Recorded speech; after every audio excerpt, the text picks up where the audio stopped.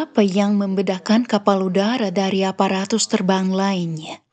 Apa keunggulannya dibanding pesawat dan helikopter? Dan tugas apa yang bisa dijalankan lebih efisien?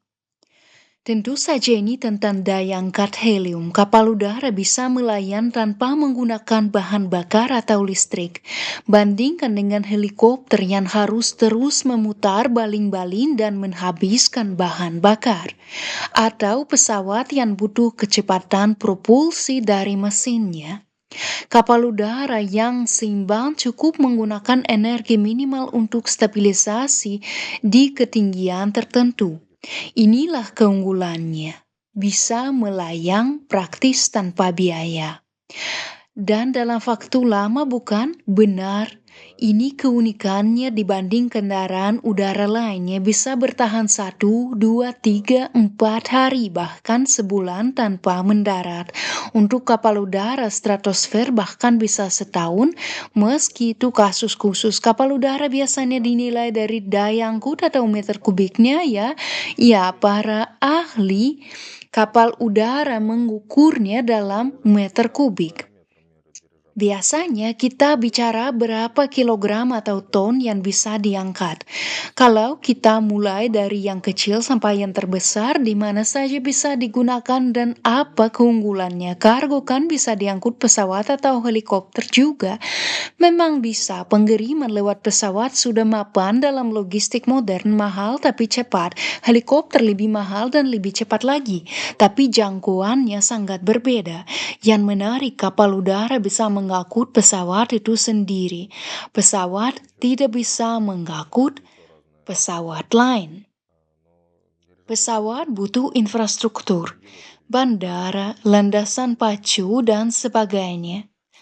Kapal udara tidak butuh itu semua. Bisa mengambil kargo langsung dari pabrik, membawanya dalam jalur lurus, dan menurunkannya di lokasi tujuan di area kosong manapun.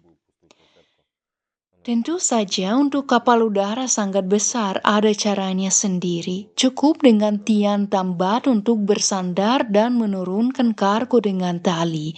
Di gudang tujuan hanya perlu tiang tinggi dan area untuk kargo. Pesawat tidak bisa begini. Helikopter bisa, tapi jangkauannya terbatas. Tidak bisa terbang jauh.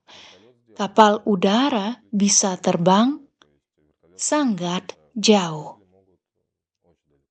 Jadi lebih hemat untuk fungsi yang sama.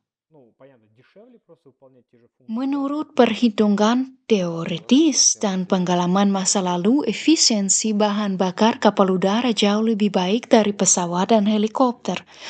Untuk ukuran tertentu, biaya mengangkut 1 ton per kilometer lebih murah dibanding helikopter, pesawat, bahkan truk kontainer.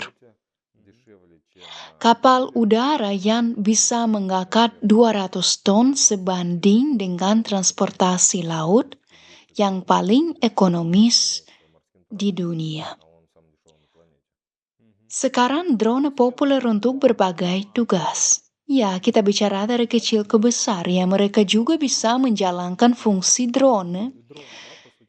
Mereka sudah menjalankan fungsi itu di Afrika bekerja sama dengan Perancis. Ada kapal udara kecil yang bisa mengangkut sekitar 8 kilogram. Mereka mengirim obat-obatan dari pusat distrik ke desa-desa. Proyek ini cukup baru, sekitar setahun atau lebih. Ada kontrak komersial dari perusahaan farmasi yang membeli layanan ini. Entah akan diperluas atau tidak, tapi dari kapasitas 8 kilogram ini, drone biasa tidak bisa terbang sejauh itu. Kapal udara bisa. Ya, drone biasa hanya 15-30 menit kan? Tapi itu drone jenis quadcopter, drone jenis pesawat bisa sampai ke sana. Untuk jarak dekat, kapal udara sepertinya tidak ada saingannya dibanding drone kargo atau pengawasan. Lihat, ada berbagai ukuran dan setiap ukuran punya jarak efektifnya sendiri. Ada yang cocok untuk jarak pendek seperti yang kapasitas 10 ton ke bawah.